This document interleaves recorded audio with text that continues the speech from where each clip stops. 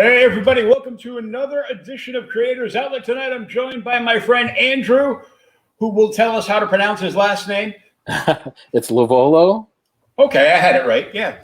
And Andrew is a comic creator and the owner of the most toys next to Hasbro.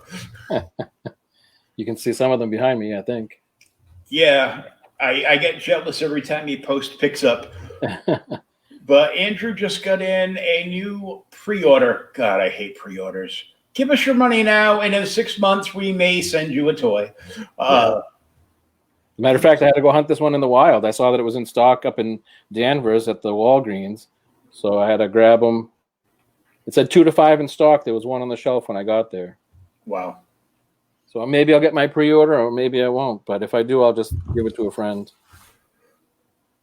Hi, friend. I'm just kidding. So Andrew's going to review the Moon Knight figure from the Marvel Legends line for us tonight, and he took a whole bunch of toy porn pics, and we're gonna go through that because you made some modifications to this to make everything work. Yeah. I didn't want to. I mean, I don't have any carpets here, but I didn't want to lose any little small. What do they call them? Moonarangs. Moonarangs? Sure, why not? I mean, I don't know enough about Moon Knight, but I just think he's cool looking. I know he was a classic character, and I needed him in the collection since I don't have one. He's like Bat. He's like Bat. He's the Batman of the Marvel universe, except he is insane. So. Yep, multiple personalities. I did read that up. Read up on that. Also, I mean, he has some powers, but they're not really superpowers, like agility, endurance, and stuff like that. Well, he was in the military for a number of years, and professional sniper and all kinds of other stuff. So, yeah. But I figured if you had some kind of like you were reincarnated by an Egyptian god, you might have, It depends what version of Moon Knight you're reading. There's been many incantations. The most popular one comic-wise, I think, was when the artist Pratt was on the book some years ago. Oh yeah, and that whole run, like the first issue of Moon Knight that he did the cover on, blew up, and this is like 15 years ago. Did he do interiors too, or no? Yeah, he did the whole book. Nice. And but the first one he did, like within like a couple of weeks, it had blown up online and was going for like $50 to $100. It's crazy. But I mean that character that in that iteration was more powerful. Like the power set. Yeah, they give and take. His craziness takes away from his powers. Mm-hmm. Like there was one run that I started to read, and basically everything in the book never happened. It was all in his head. Wow. It was all like 90% of everything was a hallucination. Like Fight Club. Yeah. To the 10th power, because he was like killing all the X-Men and the Avengers. Like he was killing he was fighting with Wolverine. He killed Wolverine, and it was crazy. He's died and come back a few times. He'll be all right. Oh yeah, Mark Spencer. But I thought it was very like I'm getting into Doom Patrol too, which I also don't know much about from beyond like the surface level. And I really love the show. I'm into season 2 now on HBO Max, and one of the characters on that show also has the split personalities, but each one has a certain power. Oh yeah, her. Yeah, she's awesome. Yeah, Jane. Yeah, crazy Jane. But so this picture here, I tried to capture. So he comes with the 2 different heads: the all black head with the silver eyes, and then the white hooded head that has a little bit of gray shading on it. And this one here is like the double-handed staff.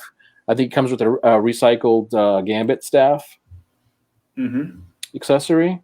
So he holds that pretty well in his left hand. At least that's the one I put it in initially. I think that this is on the what they call the Sunfire, but was technically the Spider-Man 2099 like redesigned suit body. Oh, okay, yeah. which a lot of people like. It's got like the medium build, but still athletic. It's got the butterfly joints and boot cut and all that good stuff for guys who like accessories and girls. Yeah, I mean it looks great. I can see the mask pulling like tight across his face and kind of like the wrinkle effect across the nose from the material. Yeah, they did a good job on the sculpts, and it's a shame because the black-headed version or head sculpt looks cool, and it kind of harks back to that classic look on some of the covers, but you lose a little bit of the detail because it's so dark. Yeah, I like the silver sparkle in his eyes. Yeah, that's a nice touch too. And again, the subtle shading looks to be that printing technology they have. Oh yeah, that they use it like on the human characters. Mm-hmm. A lot of the 3D printer stuff comes out like great, and then they just mold off them. Yeah. So this is probably digitally sculpted too. Yeah, and the hoodbook's cool, but when I look at this, outside of knowing it's Moon Knight, I look at it and it makes me think that they might have reused the hood from like one of the original Hobgoblins. Oh yeah, I haven't done a comparison. I think it's pretty different from the most recent Doctor Doom though, which also had two different hoods for the classic and the modern. Mm-hmm. But I'll have to take a look at those goblins. I always miss the Doctor Doom when it comes out. It hits the shelves and it's gone like that day. That new one was fire. It was like really popular and the detail was insane.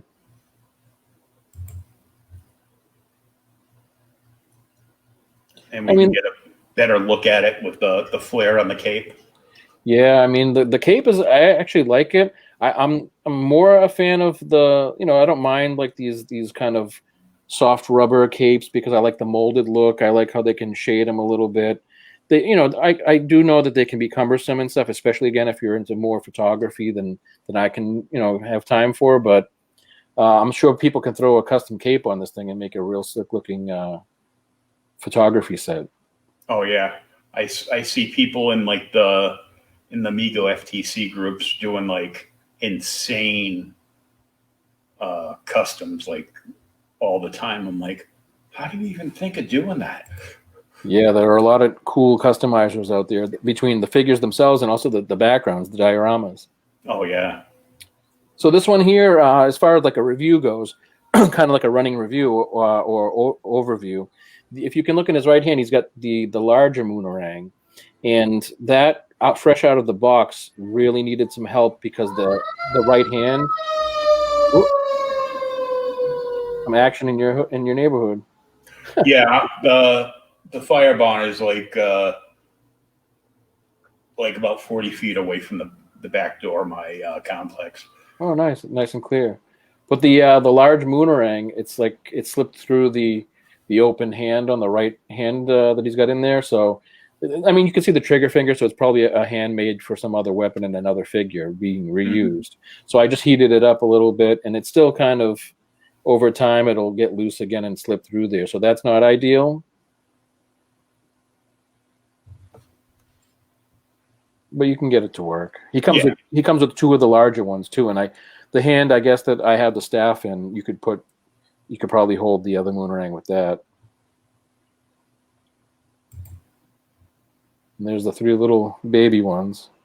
I mean, they actually fit in there. It was a pain to get them in the little slots, and they were in there decent enough, but I didn't want to futz with them too much and have them keep falling out. Yeah.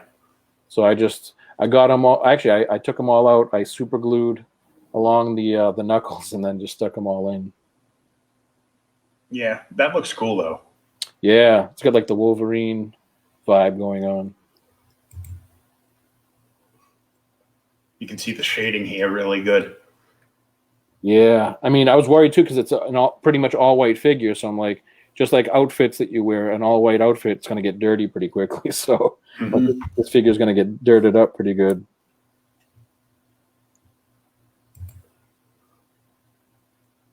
And they pull the silver into the chest emblem too. Yeah, that looks good. It's basic, but it's on point to the character. Now, is that decaled on there, or is that actually painted on? Yeah, that's not sculpted, so it's just a deco. Okay.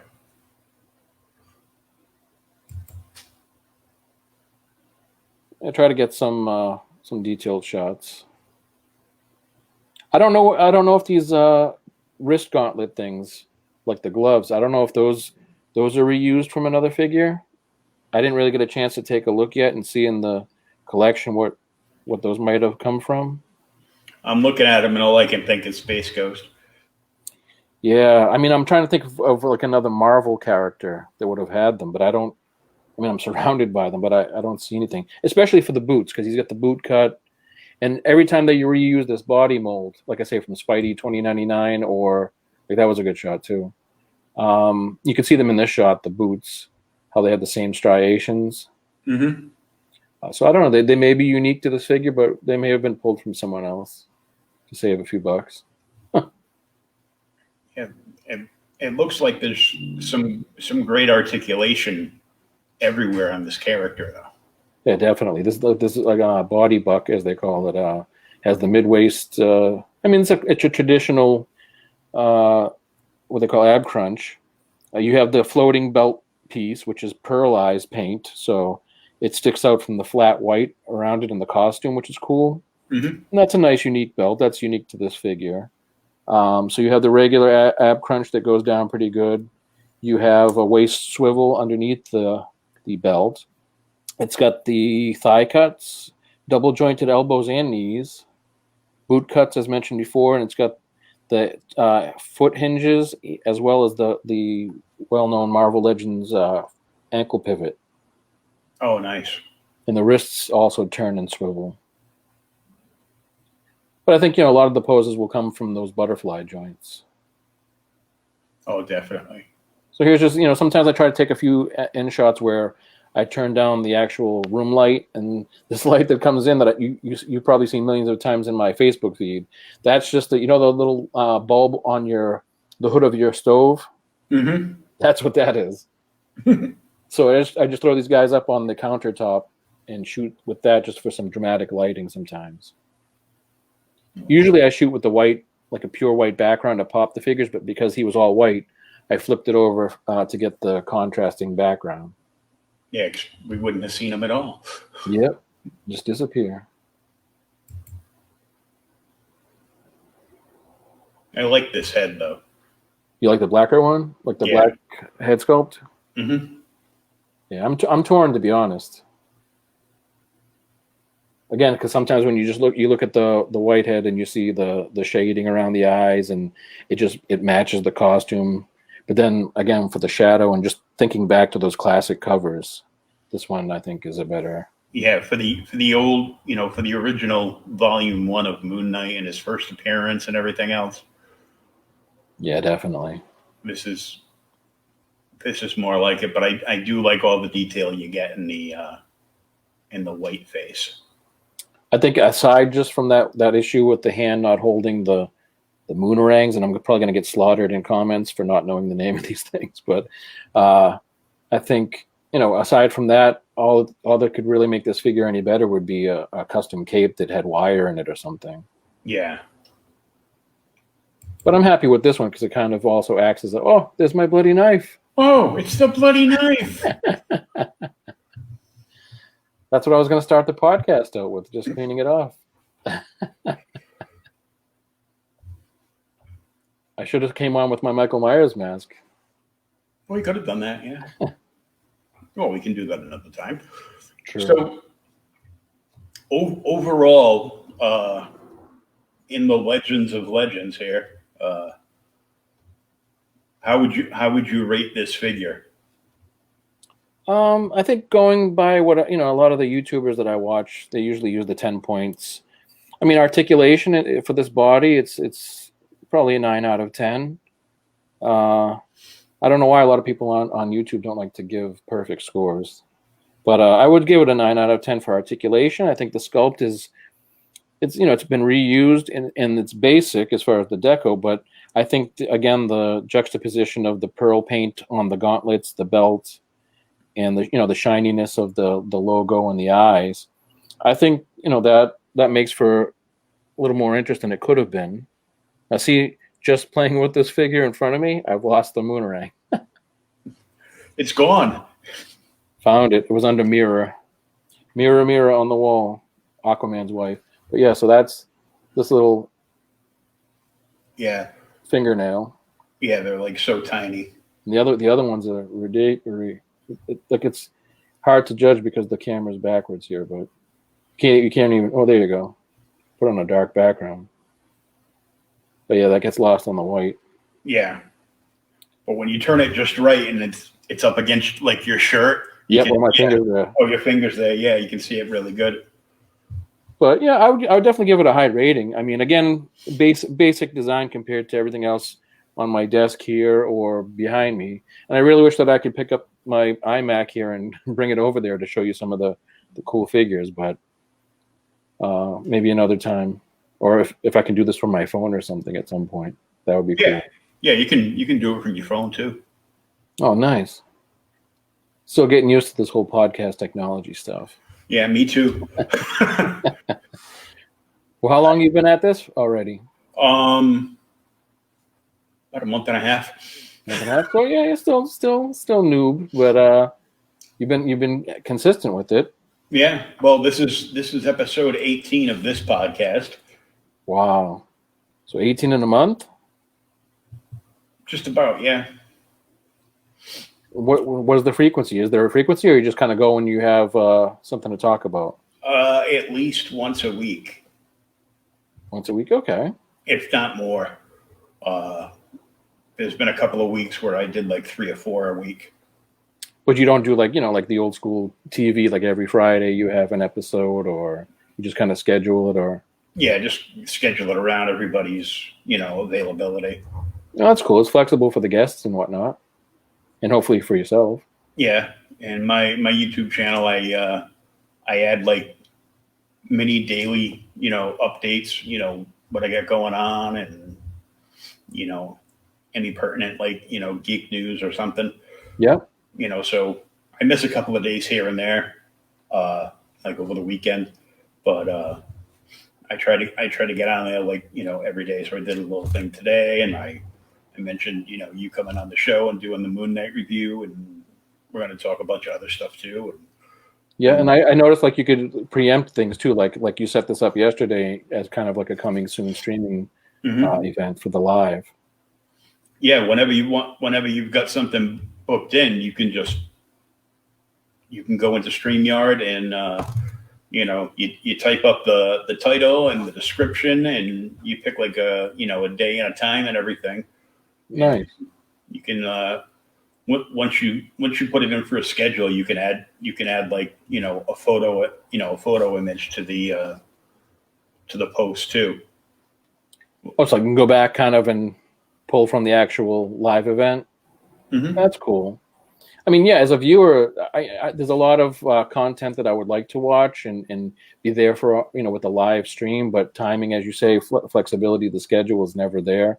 And as you know, I work quite a bit, but it's interesting to see the live, just the whole live feed thing, but they tend to be over an hour, or I've seen a couple 2 to 3 hours lately.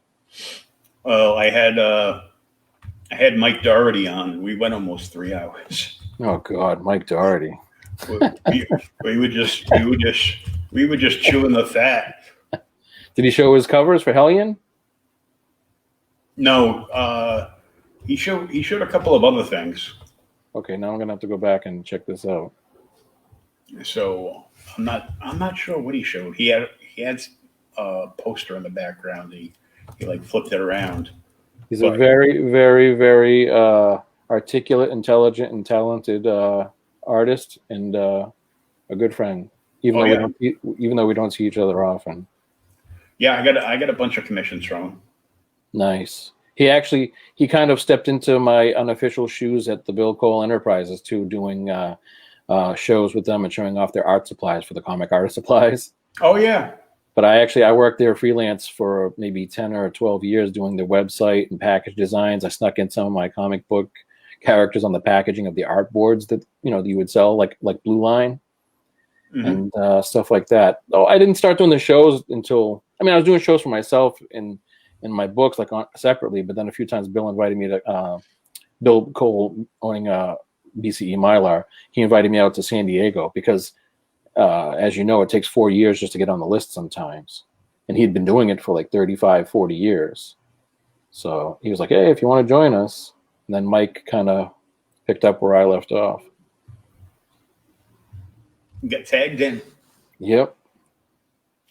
So outside of all the toys that you're overly abundant with, why don't you tell us about your comic book career? What's to say? It was very educational. It was very insightful as far as going from a fan from childhood through, you know, how you look at comics and read comics in high school into college. When I was attending college at Salem State in Massachusetts, for those who don't know or aren't local, I would take a break and head to Federation Comics, which was owned by John Costa, another friend of mine through Bill Cole and them, or he introduced me to Bill actually. And I would grab my regular weekly or monthly books. I didn't have a subscription. Actually, I may have had a few, but I kind of picked and choose whatever popped off the shelf to me, as most of us do. And I would go back, you know, in between classes at Salem State and just sit in my car because it's a commuter school, or it was at the time, and you really had to hunt for a parking spot. So I'd sit in my my commandeered parental vehicle and read Spawn and the early Image books, which had beautiful, amazing artwork, full computer colored pages, which we hadn't seen before. I mean, apparently it was available 10 years before, but companies were too cheap to foot the bill, according to Todd back then. So, you know, you'd sit there and enjoy really good artwork and so-so stories, in my opinion. The early days of Image. But then, you know, as things progressed, they brought on stronger writers, and you know, things obviously to this day, that, what is it, 300 issues they just passed? Yeah, 308. So, yeah, I just sit there and read my regular DC books and check out the indie stuff. Unfortunately, I do read a lot more mainstream just because that's what I was exposed to, starting off way back in the ancient days of the 80s with Super Friends cartoons and, you know, the good stuff. Mm-hmm. When we used to have Saturday morning cartoons. Yeah. R.I.P. Saturday morning cartoons. Oh, yeah. But I think Superman the movie was a big turning point for me, believing that a guy could fly, and just the whole morality of it and the way Christopher Reeve sold it just as the character. And that just really kept me ingrained in it. So around, say, 1999 or even 1996, say in college, I started to formulate the idea for what became the concept of my comic book. And then, you know, trial and error. Because back then, you know, it was VHS days, just about DVD, and you know, the community was kind of, I mean, the people I've been fortunate enough to meet and to friend over the years were very, very giving and open. But historically, it's been a tight community, and you know, there were only so many slots for jobs. So a lot of things you had to do was sweat equity and kind of research. It wasn't like today where you could go to SCAD and take a course on comic book illustration and writing. Mm-hmm. You know, and you can, you know, be printing within, like, you know, 3 months. Yeah, it's crazy that I thought on-demand printing would be the way of the future, and you could just do 1 or 2 or 10 books at a time and make it cheap. But it's weird that what I've encountered over the years is that whether it's 1 book or 100 books, there's no bulk discount. So every per unit cost is not really worth it to buy in bulk. Mm-hmm. So that's why I've stuck with traditional printers when I was doing it. Which I think is why a lot of, like, the crowdfunded books are expensive. Yeah. I mean, let's put it this way. I was printing 3,000 because back then you could not print less than 3,000 issues of a book, even if you're independent and nobody knows who you are and you don't know what your sales will be. Bare minimum was 3,000 issues. And, you know, if you sold through, then, you know, hopefully you're making your money back. But if you don't, you're stuck with boxes and boxes of books. But back then, I think it was a supreme deal to get 95 cents a book is what we paid. And that was in China. But they printed them way too tall compared to the American books. and there was somewhat of a language barrier too, so you couldn't really explain certain things. You just kind of got what you got. But by the time I printed issue 5, which was the last printed issue that I put out in the 6-issue series, still working on the 6th one, and I'm going to get a lot of crap for not having that out yet. But by that time, you could do as low as 1,000 books, which is great because a lot of people will always run out and buy number 1 or number 1 and 2 just to read and test out to see if they like it. Plus, number 1 is always collectible. So people will buy number 1 and put it in a bag or whatever, a sleeve, and hope that you die soon so that they can make money. Yeah. Pretty much, yeah. All the people.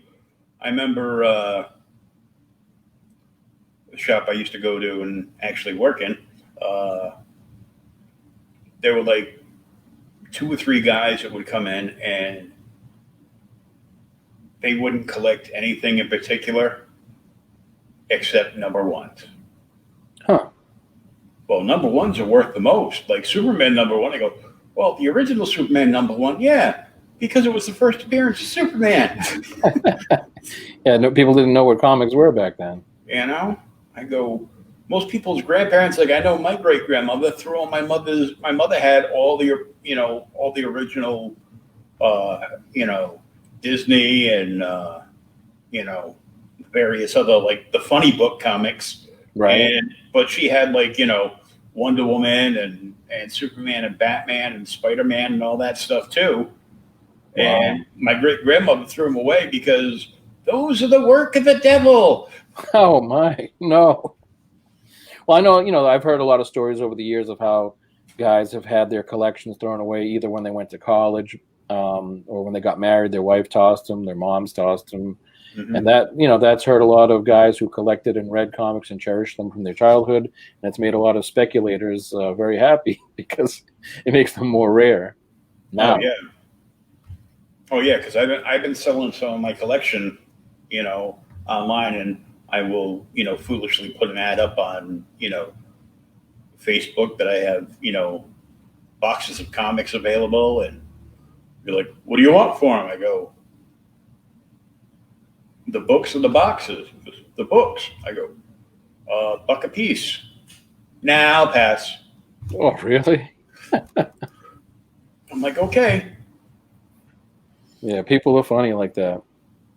Yeah. But, I mean, and when you learn to print for yourself, or you go down that route because that's your passion, or you want to, create something, you also find out that, again, everyone goes out and buys number 1. They collect number 1. They put it in a bag, or even if they read it, everyone's buying the number 1. Number 2 sales historically drop 50%. At least.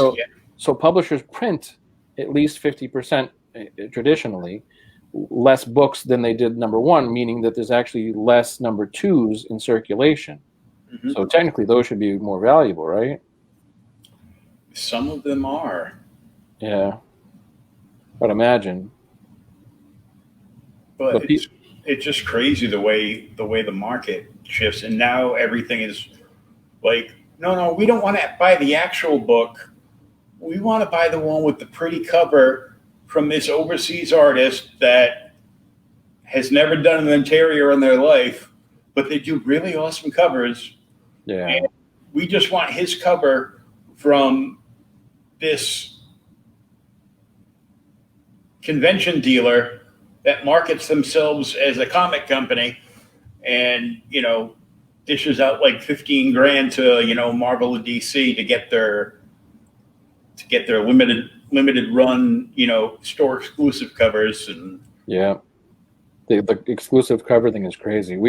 We always did 2 in the initial books. We did 2 covers, but we never made them variants. We just did one as the front cover, one as the back. So we didn't do a lot of advertising except in-house. Mm-hmm. Or initially, Bill Cole was, again, we had that relationship where he was helping me fund some of the first books after my initial publisher. Like my initial publisher put out number 1, and then just as number 2s were literally supposed to be on store shelves, I got an email telling me that they were being canceled. Not because of anything between us, just they decided to reposition their business to known creators, little known people like George R.R. Martin and Patricia Biggs or whatever her name is, and Dean Koontz. People you never heard of, right? Mm-hmm. But they wanted to have less risk with their thing instead of a more independent flow. So I had my book and my buddy Mark Stefanovich, who also grew up in Chelsea, Mass. We went to high school together too at Savio. We both had an individual title canceled the same day. So what sucks is, as I said before, usually you have 50% less sales from book 1 to book 2 when they hit stores. We lost 2 customers from Diamond. We only lost 2.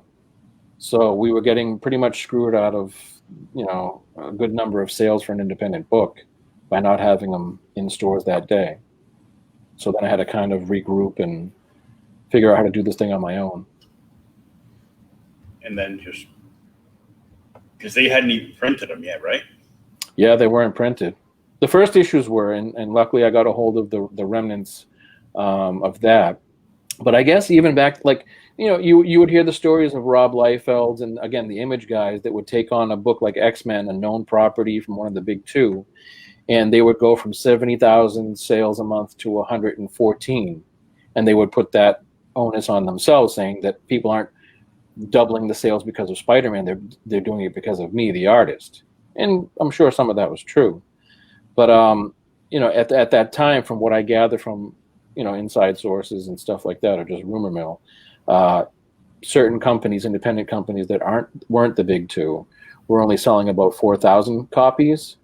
So to sell through your, 1,500 to 2,000 or 3,000 for an independent book with no-name artists and writers was pretty good. Definitely. And I think after all this time, I've got about 100 books left of number 1 from doing conventions and signings like where I met you.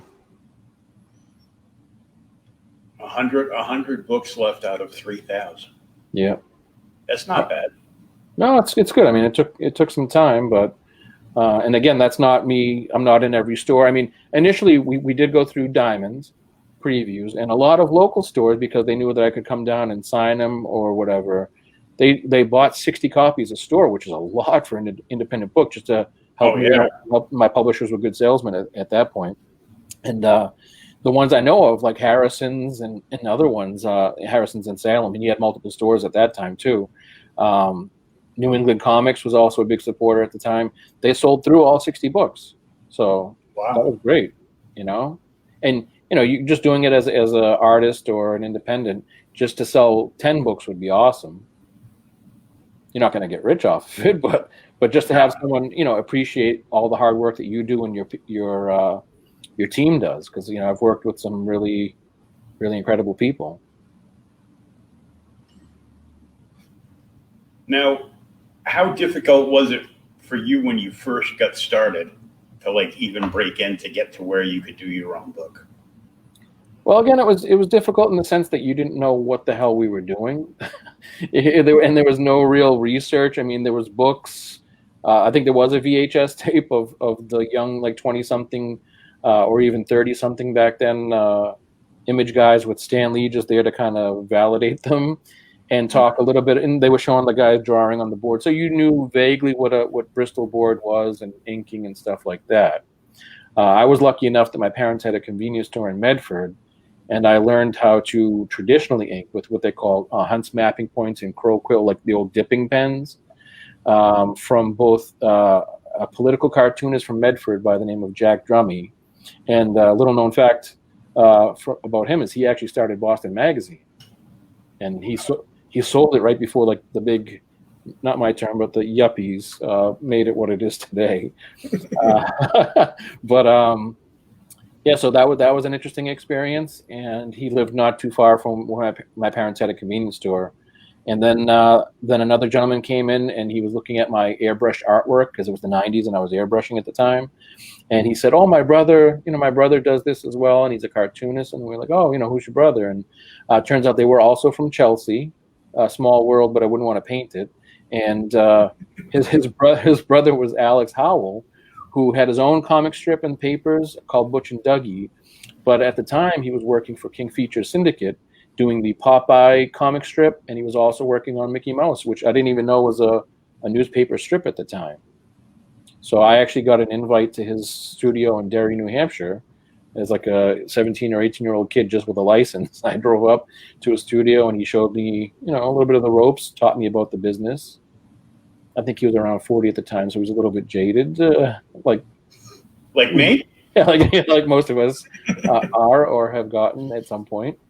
But no, he was a great guy, and again, very welcoming. He had a little collection of Pee Wee Herman dolls and other geek stuff that he was into. So that was cool. So I mean, experiences like that, meeting the great people that I worked with on the books, which mostly was through conventions. Like if you're there selling, and then a lot of artists are showing portfolios and trying to get into the bigger studios. So you get to meet a lot of very talented people that are getting critiqued way the hell out of the business. Mm-hmm. I mean, it's it's the way it goes. But now, convention-wise, I don't think anybody does more conventions than our mutual friend Mike Doherty. But yeah, he's been at it. Although now there's nothing. Now there's nothing. So he's just learning to use the interwebs to get and make commissions and send them out. Yeah, it's tough for a lot of artists that's what they work with, either like originals or commissions and the pinups and whatnot. I mean, I did it when I had new product out. I did a 7-year consecutive run. So as soon as we started hitting the ground running, like at first they were like, oh well, you should have 3 books already penciled, inked, colored, and lettered before you go to Diamond. We were like, that's a lot of work, and we'll never get this ready. But then once you get in that book, those monthly issues go by pretty damn quickly. So there's a reason why they want that. But yeah, we did 7 years, and I personally every year would attend MegaCon in Orlando, Florida, Wizard World Philly, because Wizard Worlds were maybe about 5 or 6 at the time. Chicago was really great because that was the 4 corners of Middle America, so you got to meet people from all around that were all fans of the same stuff that you were into. And then I was lucky enough for San Diego twice. And Chicago's the C2E2 show, right? Yeah, that's the thing now. Yeah, but back then it was Wizard World. You were way out. I think C2E2 is closer to the city, and I've never unfortunately attended that one. But the other one was in Rosemont. It was about 30 minutes from the hub of the city. So you were kind of trapped. I mean, I always liken it to Copley Square in Boston. You were trapped between this habit trail of hotels in the convention center. But that was cool because as a geek and a fan as well, there was only one bar restaurant to actually eat at that was any worth it. So you'd go to this bar, and there's Devin Grayson. Joe Jusko is playing pool behind you with Paul Jenkins, who was just hitting the scene as a writer and writing The Curse of Spawn. Jimmy Palmiotti and all those folks were in there just drinking, having a good time, and trying to stay up late enough that they could get up the next morning. But it was a good chance, a tight thing to see your mentors and to maybe even meet them and chat a bit. And then, the stray vision of, I saw this tall Jesus-like figure walking down the hall one day. Tall, lanky dude with long shoulder-length hair and a goatee. Thought it was Jesus, and it was Peter Mayhew. Chewbacca's just strolling down the hallway. You were like, hi, and he was like, yeah, I didn't understand a word he said, but but it was just a cool experience, Yeah, I met him. Before the conventions really came to our area at all. There was some kind of. It was a convention, but it wasn't a convention. You know how they were back like in the 80s. Yeah, like half flea market, half collectible show or something. Yeah, it was some kind of like sci-fi tech convention thing, but they had Peter Mayhew, Jeremy Bullock, David Prowse, and somebody else. I think the guy that was Greedo. Oh, nice. And did he shoot first? No, I doubt it. But I mean, I was poor then, like I am now. So, I've come full circle, I guess. I had, I think I went with my buddy Dave, and I had I was in a car accident or something happened. I had my arm was like in some kind of like weird sling pressure bandage. Not broken, because I could never break anything because I always wanted a cast. Just wanted something to sign, get signature. Yeah, you just wanted some girls to feel sorry for me. Aww. But that never worked. But they had some weird gyroscope thing that you could go on, and pardon my French, but I was screaming like a little bitch to get out of there. Hey, at least you got on it. They're like, well, hold on. I go, I am. Do you see my arm in the medical thing? Was this at the show or at the hospital? No, this was at the show. But I got to meet. I met the original Apollo, who is now since passed. And Richard Hatch, right? Richard Hatch. Yeah. I sat and talked to him for a good 45 minutes, and I was like 17 or 18. Nice. So I'm like, this is when we still used to be able to watch the original Battlestar Galactica on the weekends on channel 56 or 38 or something, Yeah. And so I talked to him, and he told me all his stories about trying to bring the show back and, try to make a movie or, the books he was writing. So I got an autograph from him. And then next to him was James Hong. Oh yeah. I think that was the Jolly Jim flea market / sci-fi collectibles thing, because I saw him at something too. He was the Bring Me the Girl with the Green Eyes from Big Trouble in Little China. Yep. And he was he's been in like so many things. Yeah, Blade Runner amongst the other stuff. Blade Runner and Big Trouble are like the two most infamous roles he's had. But he's had walk-on parts and like a million other things. Like he was on I think he played a character in 2 of the different Superboy series. Oh yeah, because he had like 60 or 70 pictures of him that you could, from various shows or movies, that you could buy off him really cheap, especially compared. Yeah, give me $1,000, you can have this picture. Another 100, I'll sign it. Terrible. But yeah, he signed his Lopan picture, and awesome. He's sitting here like this with the fingers crossed, and he said, "Bill, bring me the girl with the green eyes." Nice. I think that's where I saw Chekhov. Walter Koenig. Walter Koenig, yeah. Because that was another funny one where it's like, people are waiting in line for hours and hours and hours. And, I was interested, but, as a teenager and like you say, limited funds, a person from an inner city, it's like, I'm not really going to be blowing a lot of dough on an autograph today. So my mom, I think my mom actually took me because I was still not able to drive. And then we just sat down in the food court grabbing a piece of, $9 pizza. And he was right next to us with like some girl half his age, probably the handler or something. But so it's like those weird little things like that. And then I'm walking around from table to table just looking for like Star Trek memorabilia or some stupid stuff that I was collecting at the time. And I see this big Sasquatch like goof, and it wasn't Peter Mayhew. I see this guy, he's head to toe in a white outfit, like a jacket, and these little musical notes all over his outfit. And I'm like right behind this guy trying to, look at tables and stuff. Long black hair. And I'm like, who's this? Who's this in that bag? And it was Tiny Tim. He had like all these music notes all over his outfit. Tiptoe through the tulips. Yep. So you never know what's going to go on. And then like the 2 times that I went to San Diego, the second time I got a little miffed because I was doing the go out there, get a free ride. Well, I think I paid for some parts of it, but like share the hotel room and whatnot. But I got a free table from Bill Cole just to sell the art supplies and have my books and do signings and stuff myself.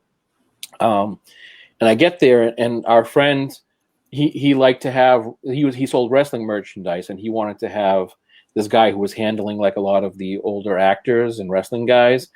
He wanted to strike a relationship with this gentleman who thought he was Bret Michaels. He had like long blonde hair and the bandana and stuff, the cowboy hat.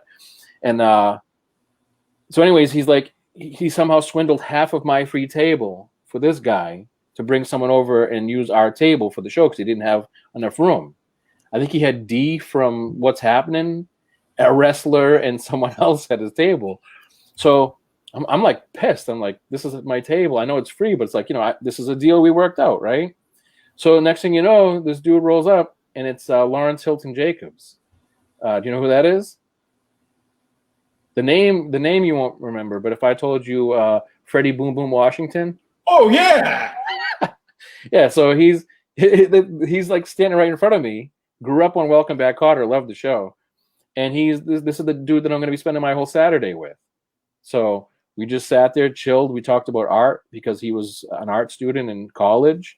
He was filming something for BET with Jack A from 227, and great little chat. He had just had, I think, grandkids, and I had nephews through my sister. So we were talking about being a new uncle or a new grandfather. And we just talked it up. And he, like you say, he had the pictures out for people to buy. And he had never done a show before. So that was his first experience doing a convention. And he actually came back the next day because I don't think he had an idea what he was getting into sitting with me. But he came back and he says, yeah, man, it was mad cool to sit with you yesterday. And, so to hear that from Freddie Boom Boom Washington, that was a highlight of that year for sure. Oh, definitely. I think we might have been at the same show with Walter Koenig. Oh, definitely. Because I made a bunch of friends through going to the comic shop, and a few of them I'm like still great friend. Like we're like really tight, like almost like family. And my buddy John, who's big into Star Trek, and I was big into Star Trek, and the original series movies was still coming out at that time. Yep. So we ended up being friends, and he would come to my house and I'd go to his house, and as long as I could get a ride, because I was lazy and didn't want to walk anywhere. Now I'm in a wheelchair and I can't walk anywhere anyhow. At least you got wheels though. Yeah. But we went, and it was a creation convention in Boston. Yeah. The Heinz? Yep. Okay. And we got the tickets. His parents both went. And they would go, around, be like, okay, just meet us back here at, by like this time, unless we run into each other. Okay. And, we go in and we're waiting in line, and they would hand out the programs for free. And they would just like black and white newspaper programs. Oh yeah. Yeah. And, all, grayscale and black and white. Nothing too fancy for your ticket price. Well, but the tickets weren't as bad as they are today too. So tickets were like $15. Yeah. Which is, I'm like 16. That's like keeping my lunch money for like a month. Yep. You're not having lunch for a while. Yeah. So, but you get to see Chekhov. But I got it, and I looked at it, and I'm like, wow, this artwork is totally badass. It was one of my all-time favorite artists, JML, Joseph Michael Linsner. Oh, nice. It was all his Crypto Dawn stuff before the books came out. No kidding. I still have them in a box somewhere. That's sweet.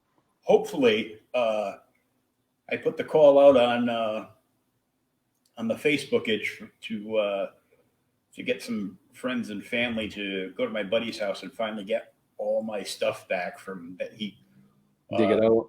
Thankfully put in storage in his garage and his like 40-foot storage container in his backyard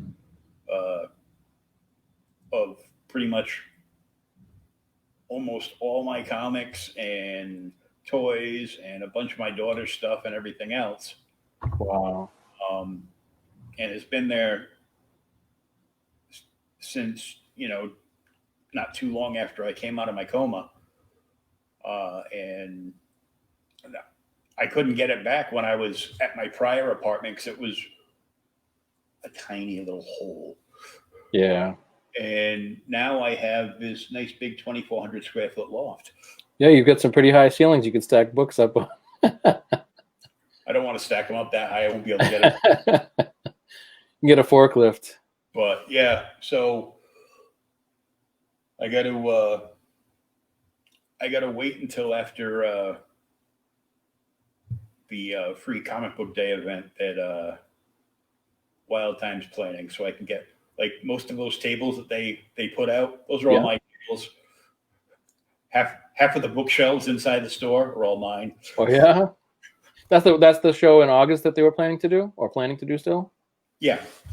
I'm hoping to get down there myself with my friend Michelle, because she's hopefully going to have her first novel out. So yeah, the Linsner artwork must be beautiful. I mean, his paintings were amazing in that series. I don't always buy books because I like the cover. Yeah. Like I try not to buy the special, ones that, you can buy it, but you have to buy the set, the trade dress and the virgin variant. How much is that? $175, unless you want them 9.8. Yeah. And then it's like $3,000. I'm like, no. Yeah, it adds up quick. But I'll buy like covers I like I love Vampirella, and I mean, who doesn't? But you like what she's not wearing, yes.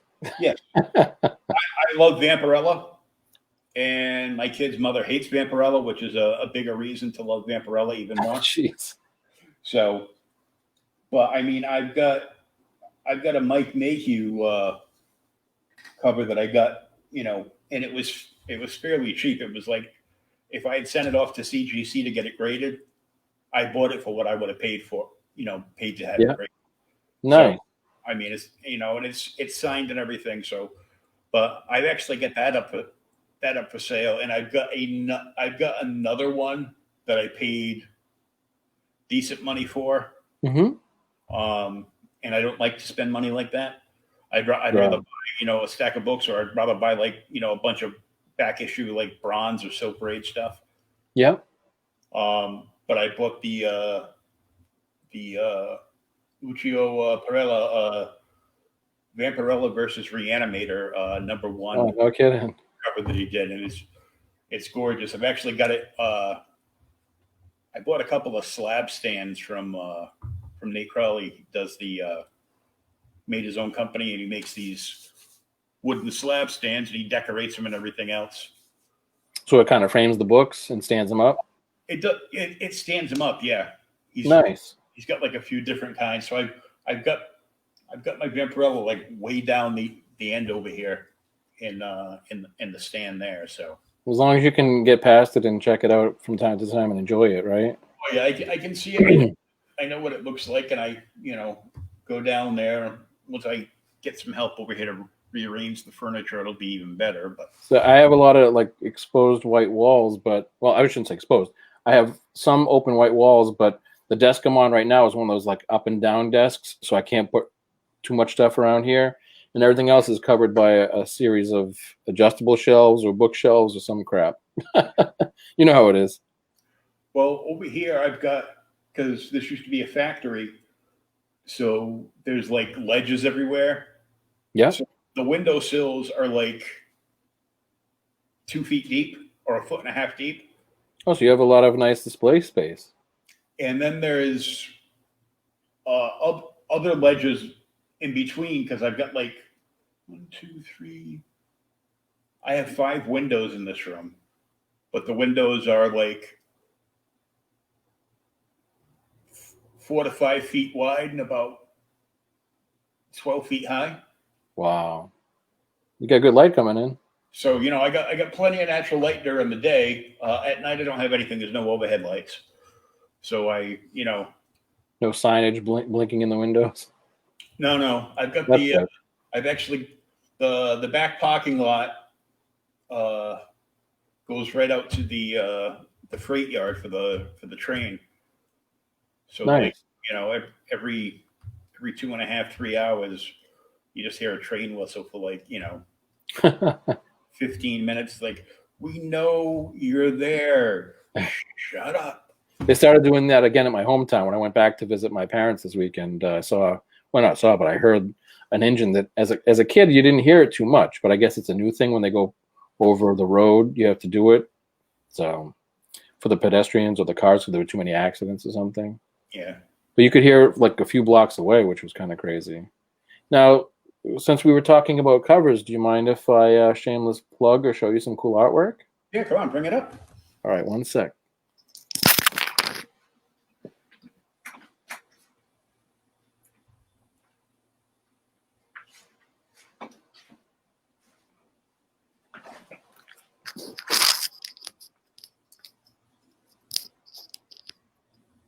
So I don't know how well you can see this with the light behind us, but I'll do my best.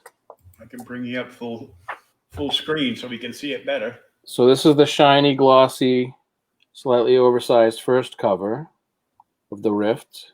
Mm-hmm. And this is artwork by Brennan Rudd, who was a Canadian that I met on the ancient days of AOL. And the inks of Jack Purcell, a really good friend of mine who used to work at the Words and Pictures Museum in Northampton. Mm-hmm. It's tough to see. So that was a wraparound. Oh, that's cool. And the colors were by Mark Stefanovich. The inside of this is the big selling point beyond collecting number ones. This is the actual first ever George R.R. Martin, as it says there, the prequel to the Game of Thrones. Oh, so nice. they did an adaptation of The Hedge Knight first before they did other books. And this was the first ever Mike Miller artwork for that series of books. Issue 2 was also done by Brennan Rudd and inked by Jack Purcell. I'm trying to think I think the colorist was Danimation on this one. He goes by the name of Danimation.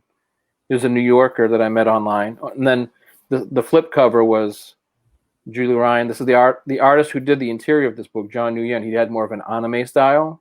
Mm-hmm. So that was his artwork. And I think that was also, Danimation colored that. And then issue 3 is the very first printed comic book by Robert Atkins. Does that name sound familiar to you? It does, but I'm not sure where I know it from. He is the current artist on G.I. Joe, and he's done at least a year's worth of the Snake Eyes versus Storm Shadow books. Mm-hmm. And he's the current, he's working with Larry Hama on G.I. Joe right now, and I think his brother now inks him. And that also had a flip cover of this character that a lot of people that check out the book really enjoy this character's design quite a bit. Cool. And that was Danimation. I'm trying to remember. I think that may have been Brennan Rudd too on the cover on the back. And then here's a name you definitely know as a comic book fan. Can you recognize this artwork? I don't know. Can you lift it up some more? I was looking at her butt. Jimmy said I need to sign the booty when I do it. But if you look at the girl's face, this is Julie Ryan, my main character. Mm-hmm. And I think if you look at the monster, maybe this character, Nikki Nuzzo, in the background there, can you tell whose art style that is? It is very familiar. This is Paul Gulacy with Jimmy Palmiotti inking before he went more into the writing zone. And actually, this book had a misrun where we put an ad on the back for my buddy Bill, who lettered our books, and the actual, where is it on this side? The actual cover was printed on the inside cover. So that's actually Robert Atkins's cover that was supposed to be in the back cover. But we never got proofs. It's an error. Yep, it's an error. And then the last book, that was drawn by a local artist from Brockton, Mass. You probably know him, Zeke. Have you ever met Zico? Enrique Savory Jr. I probably met him at a show. Yeah, definitely in a few shows in Boston. But I met him at a show. We were signing, he was drawing and sketching, and I really liked the pinups that he was doing. He did a lot of like female adaptations of like Captain America and Iron Man and other characters. So we hooked up, and this is inside is his artwork, first artwork, and he's doing issue 6 for us. But this is, can you tell this artist? This should be a little more telltale. It is, but I'm squeezing both eyes to look at it. Zoom in more. Those faces have to look familiar to you to some degree. They do. Harley Quinn. Amanda Connor. Amanda. Yep. So Jimmy and Amanda did this cover for us, and then the artwork inside is actually well, to some degree, it's a hybrid of the very first Rift artist, Richard Connolly, and like I say, Zico, who's working on this book and the next book for us. That looks great. It's like one of those things where you hear a lot of the names of artists once they've been on other books, but this is actually Zeke's heroes and villains. Well, you got to get used to this whole camera setup, but that's the heroes and villains facing pages. Cool. So, thank you for letting me show them off. Hey, that's why we're here. I just like sharing. To do geek stuff. Good artwork, great artwork. So I mean, yeah, that was part of the experience of like in self-publishing is you don't know what you're going to do, where you're going to end up, and to either meet people that were up and coming and would go on to do, really cool things and really cool, handle properties. One of the pinups in here is actually from Ryan Stegman, who's killing it on Venom right now at Marvel, and the Absolute Carnage was just finished. And then to work with people like Paul Gulacy, who are the top, under the top 50 artists of all time. It just so happened I was working with the guy I met on AOL, and his name was John Carbonaro. He used to own JC Comics back in the 60s, in like around Tower Comics days, and he owned the rights to the Thunder Agents, which I had never heard of. So do you remember that book? Yeah. I've got it somewhere. Oh yeah? Just one, or you got a couple of them? I think I have a couple. So he introduced me to that, and I think at the time, Penthouse Comics was publishing Omni Comics, and it was a magazine, but they had like an 8-page comic book kind of like sub-story, and Paul was working on that with Jimmy, and John wasn't very computer savvy. I was a college kid with a $1,000 scanner that somehow I saved up and afforded when everyone else is eating ramen noodles. And I made a deal with him. He sent me all this original artwork, the original boards of the inks of Paul Gulacy's art. There's like a big stack of it to scan and send him digitally on a floppy disk or wherever the hell we did back then, because you couldn't email it, that's for sure. And that's how I met Paul and Jimmy, and eventually got them to agree to working with me on the covers. That's awesome. Yeah, so you never know, man. You never know. Well, just like one of my favorite Hulk artists. The Herb Trimpe? No, that's my favorite Hulk artist. I said one of my favorite Hulk artists. Okay. Dale Keown? Yep. Got shocked as all hell when I saw a set of books at Wild Time, like in the back on the wall, not very expensive at all, and it was Dragon Ring, which was Dale's first work. Oh yeah, he just posted something today on Facebook of Batman something or other. It looked awesome. Oh yeah, really sick. It was just penciled, so I don't know what it looked like if they colored or whatever, but I don't know if it was an exclusive or like they're doing all that convention that would have been a convention type of thing. Oh yeah, all the virtual cons, yeah. Yeah. We were actually a sponsor for the Comic-Con line one a few weeks back. The actual San Diego one, or No. It's called Comic-Con line. So comic and then CONLINE. So I know that, like, there's been a lot of these like comic at home type of things, right? Yeah, well, San Diego did theirs, and then there was the one that we did, and there's been like 6 or 7 other ones, but most of the recognized artists just go and do like live streams every couple of days, like live drawings, and they're like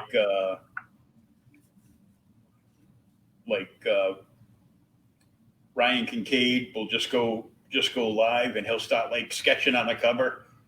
Right.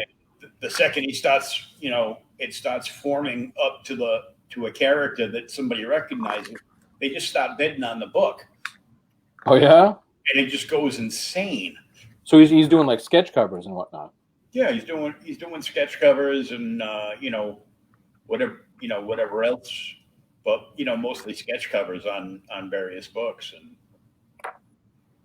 I love that whole concept. Sometimes though, depending on who prints them and what they use for paper, it's hard to draw on them, to be honest, with some of the pencils. Yeah, but I think they've got it mastered by now. I think he like sketches them. He'll sketch it out like in pencil, and then he'll add maybe a little color pencil to it, and then he'll go Copic and then right into the paint pens. Yeah, so they can do it up nice, Johnny on the spot. One of the craziest things I ever saw was, and right now his name is going to escape me, but there was a guy that used to be known as like the Howard Stern of the comic book industry. Was it something Hart? Bled Hart, something Everett Hartsoe or something like that? Was that him? Who the heck did Faust? Do you remember who did Faust? Oh. Wasn't Everett Hartsoe. Who did Faust? He was kind of like blacklisted from the industry to some degree. Yeah. Because of the content. Wasn't Everett Hartsoe though. Let's see. But you know who I mean. Yeah, I'm pulling it up right now. I think he even had a movie at one point. Quinn Vigil. Oh yeah, Vigil. Tim Vigil, yep. Tim Vigil. I sat next to him at one of the Florida shows, the MegaCon shows, and this dude, I couldn't believe it. Like I'm sitting there, a noob to the scene and sketching when I could, and just to kill the time and selling a few things here, $10, $15, whatever I was charging. This dude rolls up, and obviously he was a skilled artist and he had a name for himself, even though he was infamous to some degree. He had a full sketch pad of like commissions filled up on Friday for the 3-day show.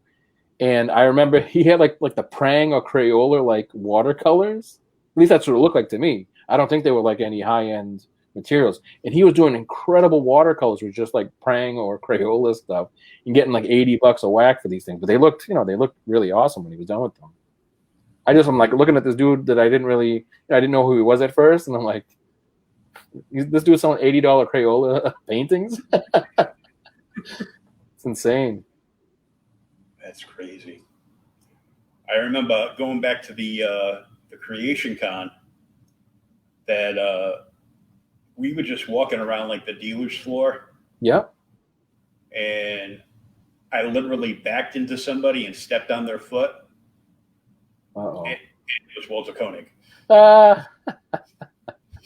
Do you remember his monologue when he spoke to the crowd? Did you sit in for that? No. He did a thing where he says a lot of actors on Star Trek, they pretend like Star Trek is just a job and they don't care, they're not fans like this and that. And he says, and the fans, they can remember every line from every episode, right? So he goes, I am not like Shatner and these other guys. I know my lines from every episode. So he goes, you want to try me? And he goes, someone's like, all right, episode 5, and whatever the hell, name a good one. You're a fan. Yeah, I can't think of one off. You put me on the spot. I can't think of anything. That was your shot, man. The Corbomite maneuver or something like that, right? Yeah. So he's like, okay, what factor 6, Captain? he's like, all right, tell me from the movie. He's like, what factor 7, Captain? He's like, that was his lines for every episode, so he could remember them. And then at the time, like you say, that was during the films, like the classic films, the Shatner and Nimoy films, and he said that they weren't sure if they were going to do another Star Trek with the classic cast, or if they were going to do Star Trek: The Next Generation. You don't remember this at all from the show? I didn't see his talk. Oh, okay. So we were still probably wandering around the whole place, buying tricorders and phasers or something. Well, we were looking at everything very slowly. It's because we know we couldn't afford to buy anything. So yeah, those props were pretty expensive, even the Garage Kid stuff that I was looking at. They were ridiculously expensive back then. Yeah. Oh yeah. So he was saying he's like, they weren't sure they're going to use the new cast or the old cast or the hybrid, which Generations became. So I think they were making Star Trek 6 at the time. So he was screwing with George Takei, and he calls up George Takei and he goes, hey George, are you sitting down? And he goes, yes. He's like, well, I've got good news and I've got bad news. And he's like, well, what's the good news? And he says, they're going to make Star Trek 6 with the classic cast. He goes, well, that's great news, Walter. So I was very afraid, it would be the new cast. And he goes, so what's the bad news? And he says, well, the bad news is it's going to be claymation, and they're just going to use our voices. And I think he believed what he was saying at the time. Oh my. Oh man. So he had some jokes at the show. And did you ever see LeVar Burton at those shows? When Next Gen came on? That was at the Heinz too. Yeah.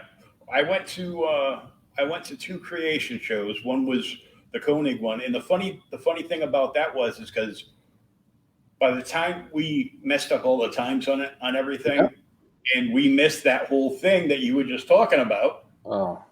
So he was already off stage when we got there. They were doing, they were auctioning off stuff from dealers.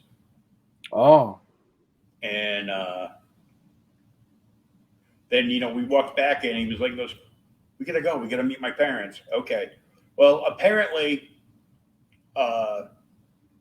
his mother and father were sitting down at the cafe, having a cup of coffee and, just chatting. And Walter went walking by, and she said something to him, and he sat down for a second. He goes, my son and his friend are here to see you, and we haven't seen them in hours. We don't know where they are.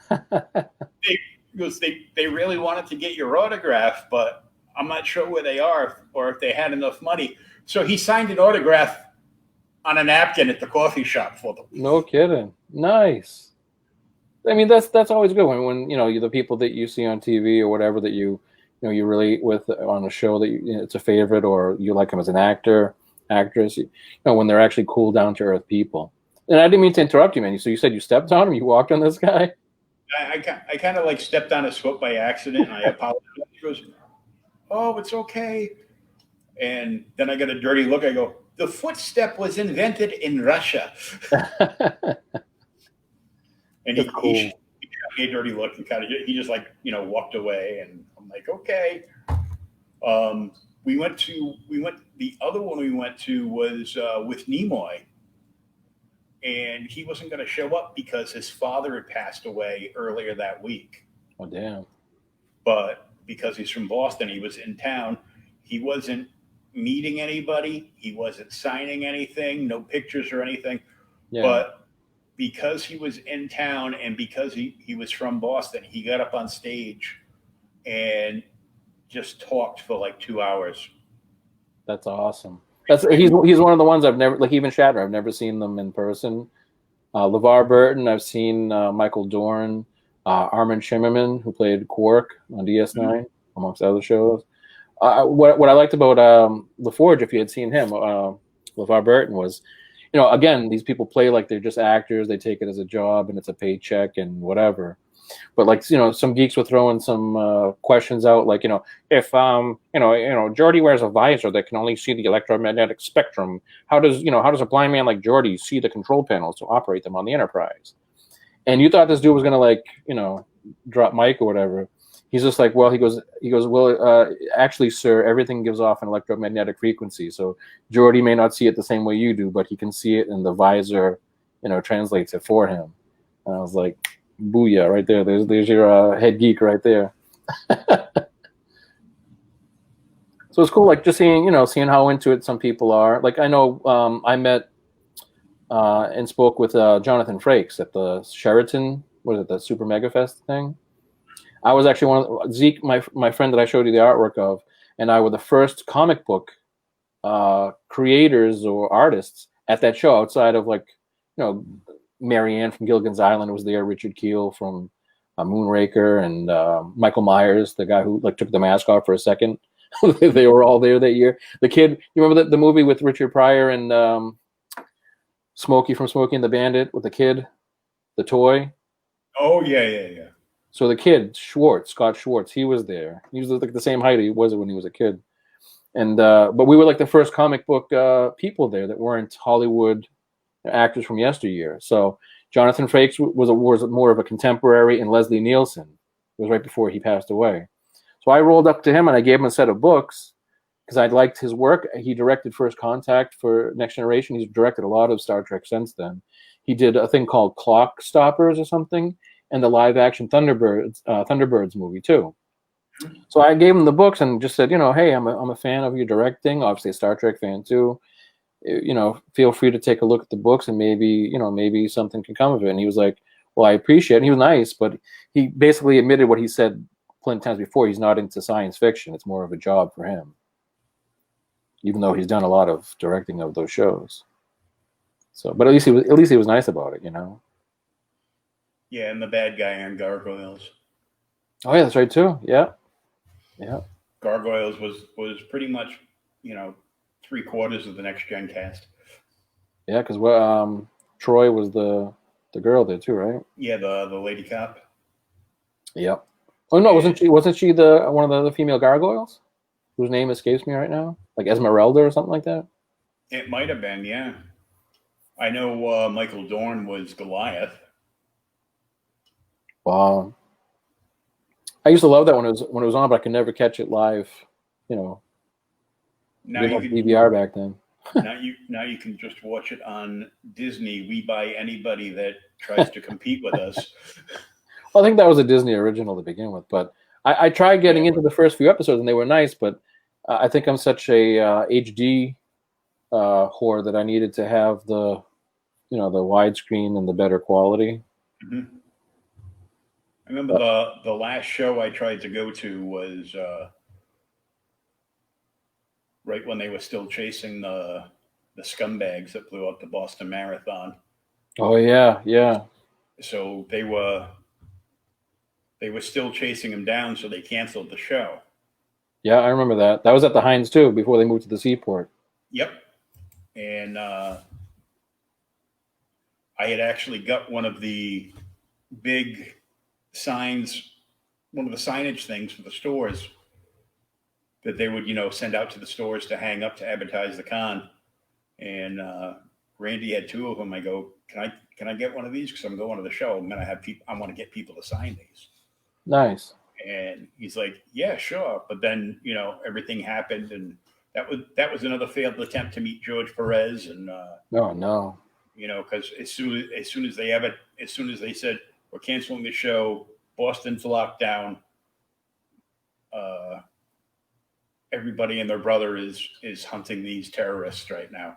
Yep, I definitely remember that. George's wife said, "Spin around. We're getting right back on the plane." So they were already in town. Yeah, they most everybody had landed because they come in like Thursday, and they were still chasing them down. Yeah, it was like a week. I think a week from the incident, or within the same week. Mm-hmm.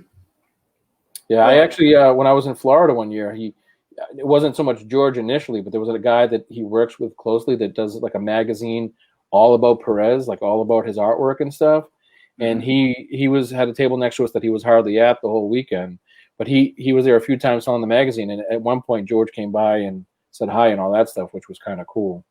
It's crazy that he almost lost his eyesight a few years ago. Yeah, his health is sadly diminishing.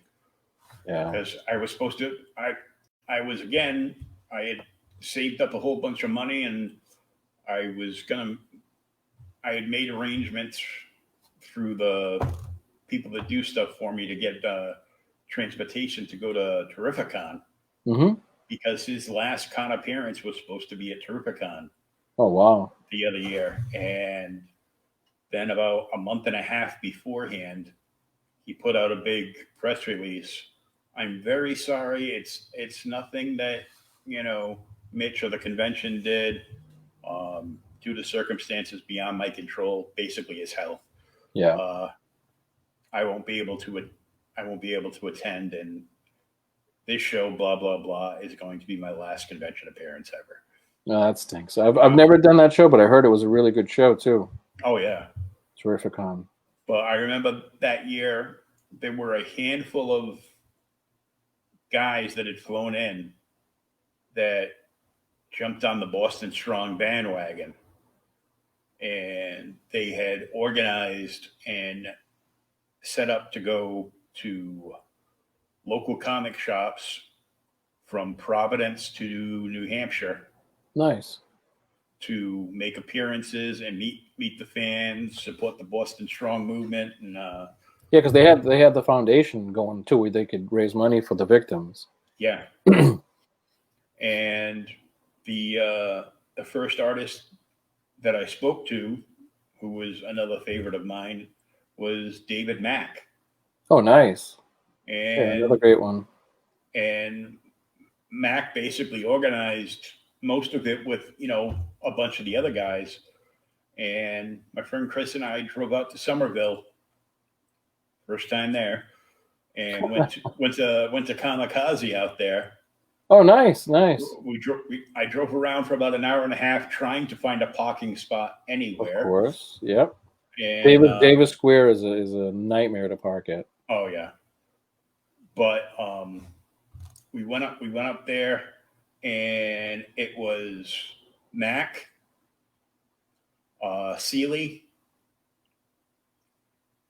Probably working on G.I. Joe at the time. Yep. IDW. Somebody else that I can't recall right off the top of my head, and Tim Sale. Nice. That's a great little selection. So I mean, I brought a bunch of stuff for because they were all signed in for free. Wow. They had stuff so you could buy stuff off them. Right, for the charity. And I did.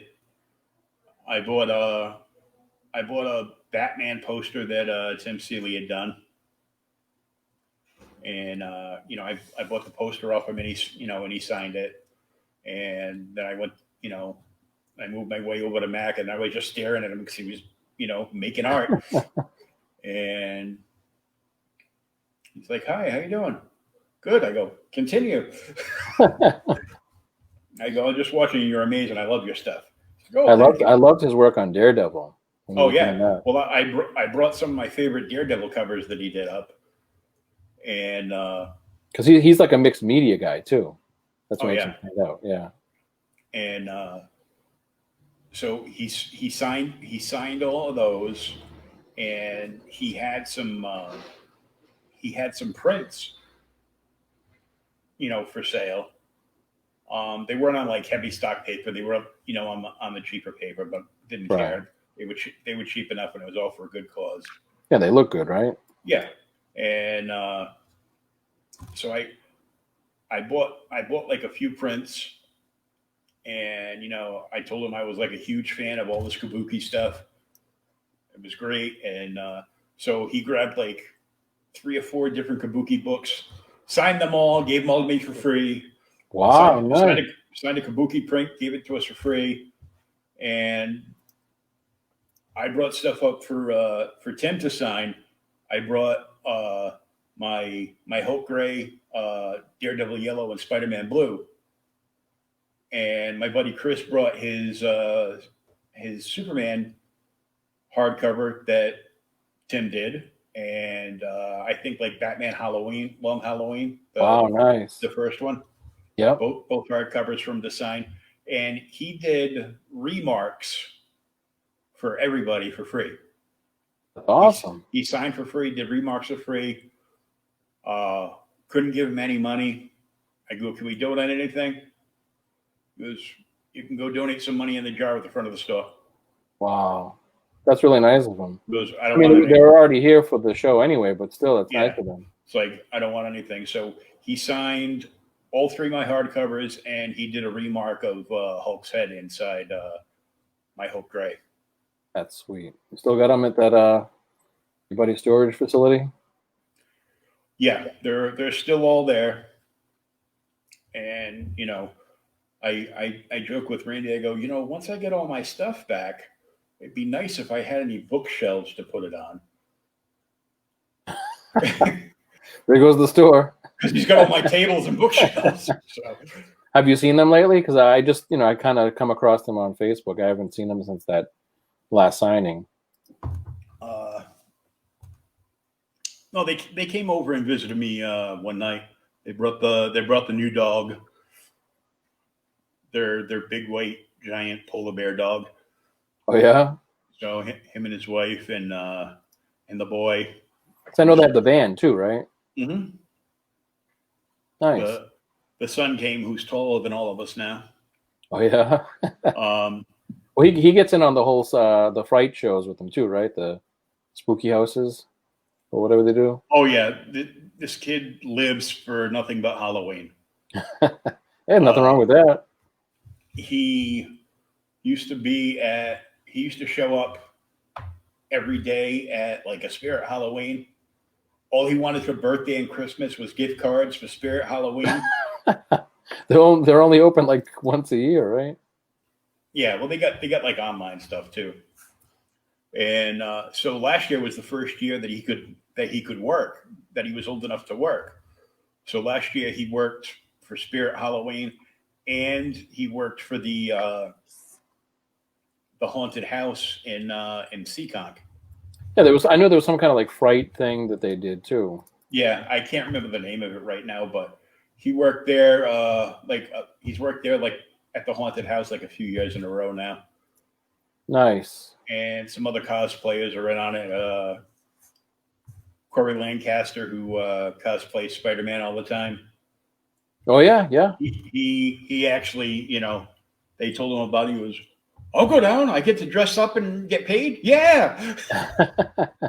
Any chance to put on the tights, right?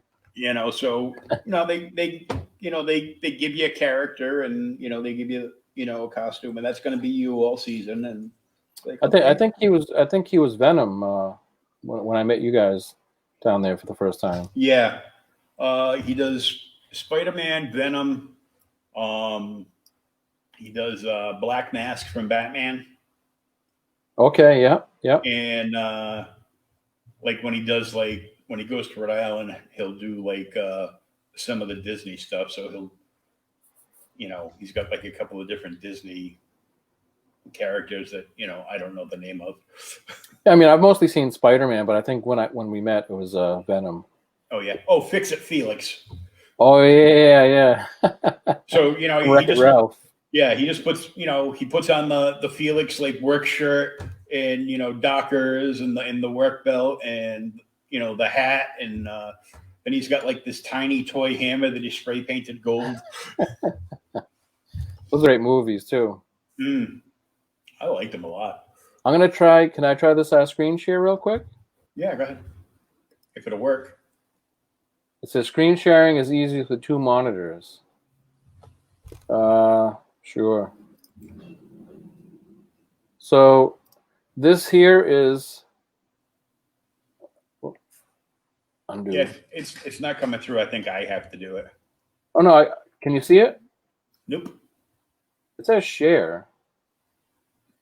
Oh, okay, share.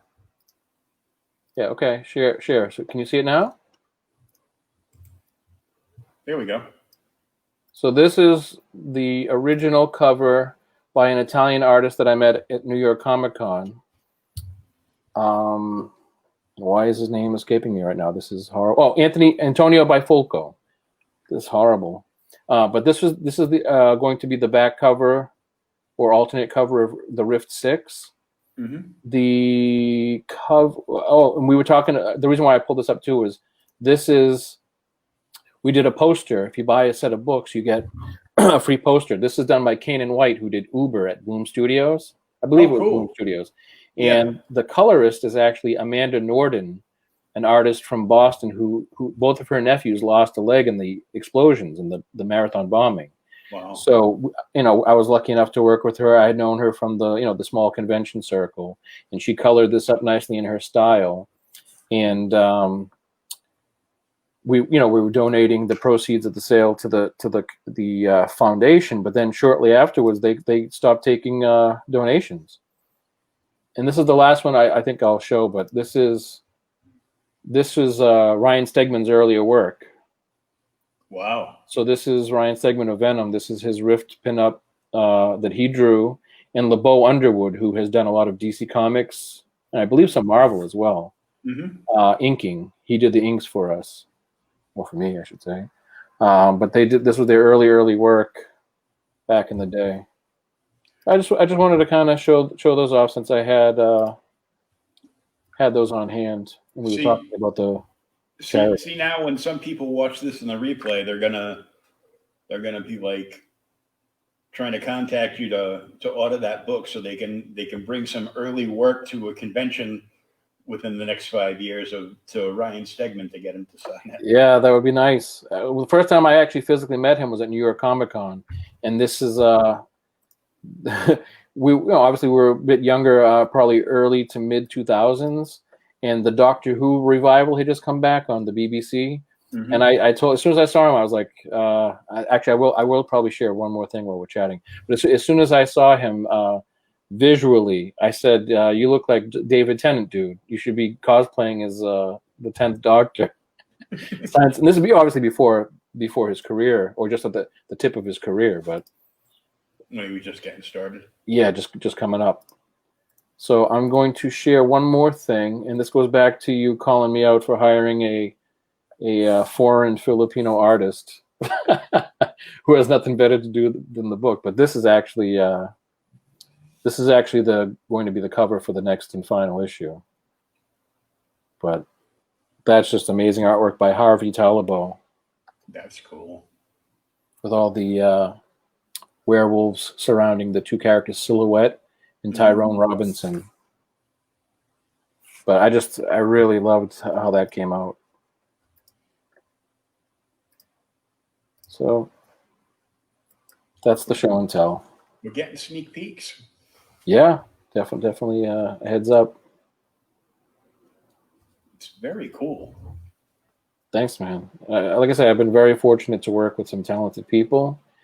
And, the thing about doing it yourself was like a lot of people, that when they come up, they want to work, as I've name dropped and picked up a lot of names off the ground during this conversation. But, they've gone on to do things at Marvel and DC, which I haven't personally.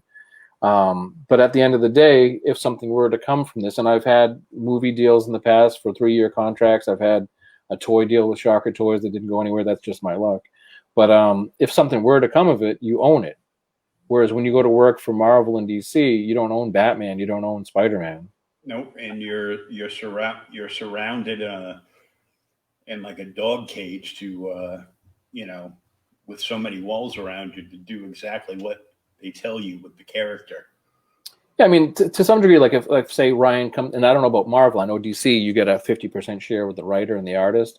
So like when I was talking to Paul about doing this cover for me, he was doing Catwoman at the time, and he was also working on a book called Sci-Spy, which was like James Bond in space. It was his own creation.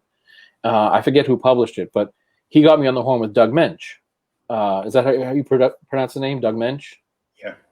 And he wrote Batman and whatnot, and he was working on a Batman CSI novel. So I actually was on the phone with this guy for a weird one-time event, and we had a long, cool talk about like ley lines and supernatural stuff. It was kind of cool. There was a point to the story that I just kind of got sidetracked. But oh shoot, I'm losing it, bro. Yeah, I brought his name up for a reason, because there was some kind of anecdote with it, but I completely got sidetracked. What were we saying before this? Well, you can think about it. It'll come back to you. Yeah. Kind of like, where did I leave my car keys? Yeah. Well, I mean, Ryan and I were supposed to work on that Thunder Agents revival before DC got the rights, and then right along that time, I was introduced to Doug for that. Oh, that's what we were talking about: creator royalties and what do you call it? Yeah, the 50% share. Yeah. Yeah, the ownership. So it's like, I would own the things that I copywrote and trademarked that were my own. Doug kind of told me that he created Bane, which I didn't know at the time. He created the character of Bane for Batman in the Nightfall thing. And because it's known that Chuck Dixon was in the room with him, I guess they both share the writer's credit for that, but they get the royalty checks. Someone's ringing my doorbell for some reason right now. It's kind of weird. No one really rings my doorbell at 8 unless they're locked out.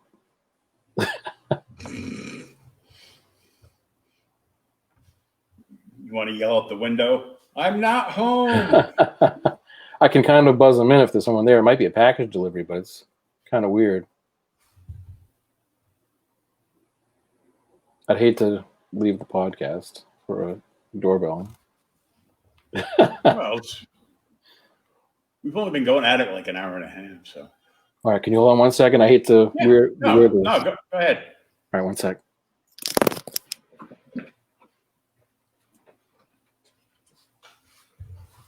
So if you have any questions for Andrew and you're watching right now, you can pop them in the chat, and I'll get them to pop up, and he can answer them for you. Also, after this episode is done with, I will be jumping right on the OK Boomer podcast with Thomas, and we're going to go through Amazing Spider-Man issue 230 tonight. It's the second half of the Unstoppable Juggernaut story. Last issue, Black Tom Cassidy and Juggernaut came to town, and he wanted to kidnap Madam Web, because when you take Madam Web out of her chair, which is her life support system, and she went kaput. So there was some issues, and we're picking up from there tonight, and we were going to deep dive into ASM 230 in about a half hour or so.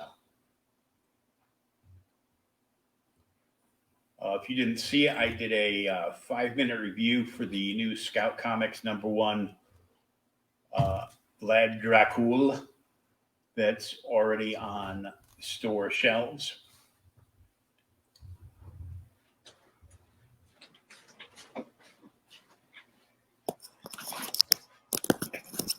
Wow. And he's back. After these messages, we'll be right back. I was just running promos for what's coming up after this. Oh, nice. So you made use of the time. Yeah, I made use of the time. Like, I go, I could just stare at the camera and look like an idiot like normal, or I can say something. It was actually, this is why I did my due diligence. It was actually a neighbor of mine that got locked out. Oh, okay. That's so cool. I guess it was worth it. Sorry, everyone. Sorry, William. That's all right. Is that the strangest thing that's happened on your podcast yet, or what? No. Usually it's just Wi-Fi going down. Yeah. Tech issues. Yeah, I had that happen with when we had the original Captain Marvel on. Shazam, yeah. Jackson Bostwick. Yep. And of course, I wrote it up. You go, the real Captain Marvel is going to be on, not Captain Karen. Is he driving around in an RV still from the 70s? No. That's what they drove, right, on the show? Yeah, they drove around, and he said he hated the whole premise of Mentor. Oh yeah. He's like, he handed that. I would look at Mentor, and all I could think of was it's Uncle Marvel. He's like, yeah, I hated that character too. I don't know why, but out of all the episodes, and I don't remember a lot of the episodes. I remember the show clearly, and the Billy Batson actor and him. But I just remember there was a scene where something happened where he had to spin his hand really fast, like on a beach on the sand, and create like a glass shield, like a dome. I don't know why that episode has always stuck with me for some reason. I don't even know why he did it. I don't remember that one. Yeah, but that's like the only thing I remember. I've got the series, and I bought the series because Jerry Ordway painted the art for the cover for it. No kidding. And he actually painted the actors from season 1 in the scene. So it wasn't John Davis or the other guy that came afterwards. It was Jackson on the cover as Captain Marvel, and then of course the actors that played Billy and Mentor.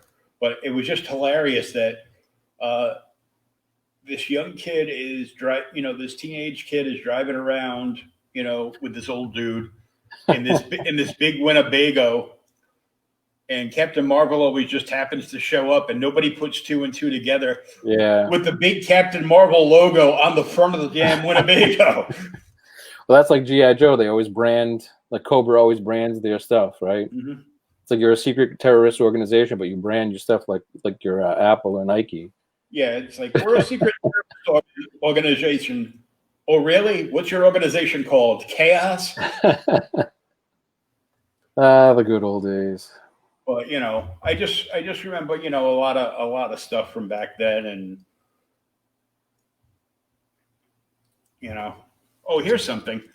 I have a sketch cover done of Doctor Who in a snowstorm. Oh, nice, very nice. It was very accurate. I think that's show accurate. It's like the Snowbird issue from Alphabet. There are some what they call B&M exclusives. I think that's a store chain over there. Mm-hmm. But every year they put out, it's like the only merchandise that they're putting out in between these non-airing episodes of Doctor Who times, that are like, they're doing a Fourth Doctor companion set, the Romana 1 and 2, and then a classic Sarah Jane, which is the first time, as figurines. Now, they're not too badly priced overseas, but to get them sent over here, if you can get a hold of them, it's crazy money just to ship. Oh, yeah.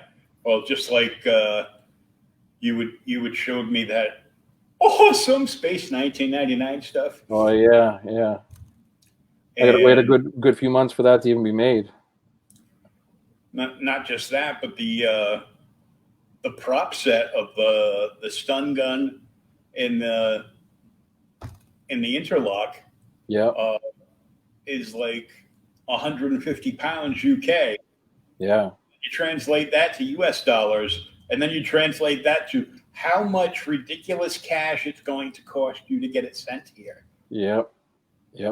I went through and I grabbed the 5-inch line of what do you call Eagles. They have like bigger ones, like 12-inch ones or whatever. I guess that big, and then they have like bases, like the launch pad or whatever.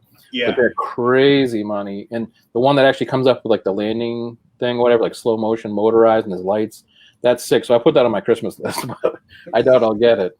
But yeah, I grabbed the Eagles because those were mildly affordable with 3 jobs, and then that's why it worked, right? And then those figures were just like the fact that in 2020, amidst all the other insanity, we're getting Martin Landau and his wife action figures, plus the spacesuits too, those goofy 70s spacesuits. Oh yeah, I had to. I remember the last time I went to not Fairhaven. It was a show you were talking about. Oh, the Super Mega Fest? Yes. In Framingham? That's the one, Framingham. Yep. Last time I went to Super Mega Fest, like I walked in the door, and Frankie Washington was like one of the first tables going in. Oh, nice. And I didn't know him then. But I stopped and talked to him and checked out his stuff and everything. But right in front of me there was somebody that was in a Dalek. Like actually, they built a Dalek and the head turned, and you know there was a voice box in it and everything, and it was motorized, but they had to have you know escorts with it because otherwise it would have demolished it. Like you know half the stuff there. Yeah, I can imagine they probably can't even see well if they're inside, if there's one inside the thing. Yeah, but I was getting ready to leave, and sadly my phone camera crapped the bed because I had some great shots because they had the SUV that got all shot up at the end of Breaking Bad outside. Oh yeah. They had the Gotham City police car that was all like Jokerized. Yeah, they had that. They had that. This last year was the first time I went back as like just as a fan, you know, which was different because I don't not go because I'm not a fan. I don't go because I hate long lines. And the one thing about paying for a table to promote your own books, even though it's definitely more money, is you just go right through. You get your lanyard, your badge, and you go through. You get to, I mean, that's the other experience from the publishing too, is you get to be there 2 hours before it opens. And if you get, you know, if you don't have a lot of stuff to set up, you can then walk around and see, like, especially in San Diego, all the props from the Marvel movies at the time. You get to see that and see the actors, or the, you know, as a toy collector, you get to see all the brand new toys that will be coming out for the rest of the year. You know, it's kind of like Toy Fair. So that's the beauty of that. But they had that car there this year. They had the Daisy Duke Jeep, the General Lee. And they might have had a police car from Duke's, but I can't remember. They definitely had the Gotham one you were talking about. But I was getting ready to leave, and they had people outside that were selling candy, but the candy was crystallized to look like Mr. White's special blend from Breaking Bad. Yikes! And it was all for charity. So I bought like $50 worth. You did candy, yeah, okay. I gave it out as presents for Christmas. I go, yeah, I'm not spending any big money. That's extra bold. Giving away candy, you go have that show. What's this? I go, little meth. Yeah, don't worry about it. You'll be fine. Yeah. Just before I left, a whole troop of cosplayers came out that all they cosplay is Space 1999. Really?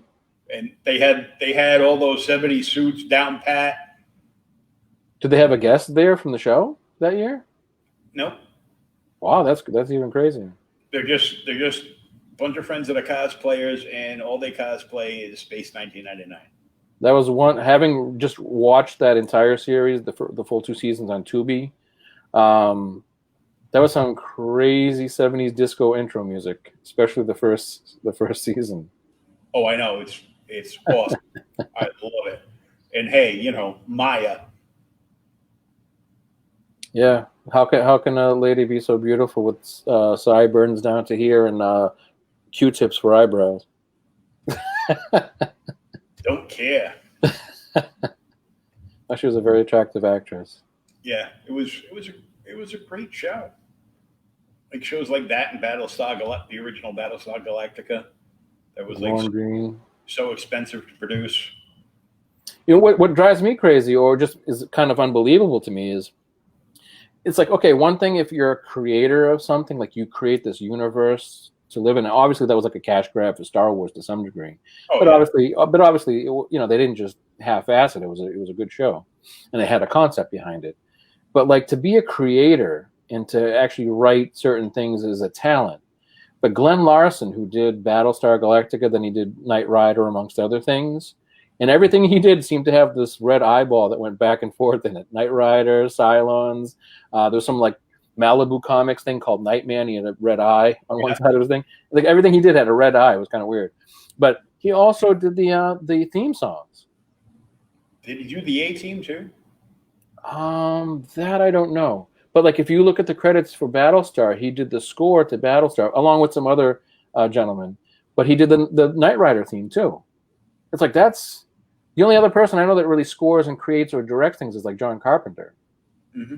You know, maybe John Ottman, because I think he edits movies for Bryan Singer, but then he also scores the movie, like Superman Returns. That's kind of an odd thing, like to write a show, create a show, but also score the music. Mm-hmm. I'll have to look at the A-Team to see, because obviously he did Battlestar, and then Dirk Benedict, Starbuck, was on the A-Team.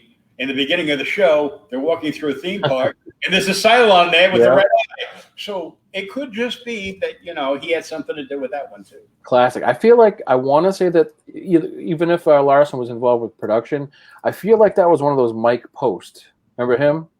Mm-hmm. You used to see him like on a lot of the cop dramas and whatnot. But I feel like that was Mike Post.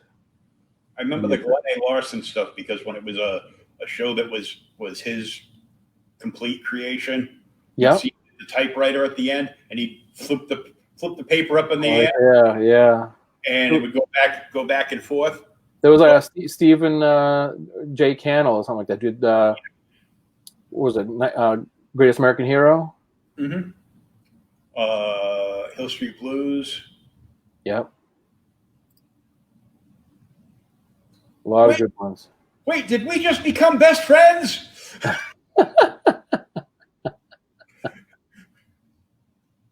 I was trying to find some. I have the Doctor Who one. I don't have my speakers on though, but I have the Exterminate sound effect. I could have sworn that I had a whole slew of Cylon quotes on my computer. I used to love like anything with that 70s robot voice, like the Cylons or Soundwave from Transformers. I thought that was like the coolest crap ever. And was worse that Lucifer, the Cylon lackey, was actually Dr. Smith from Lost in Space. Oh yeah, that's right. He had all those sparklies in his head. The spinny dome. Yep. By your command.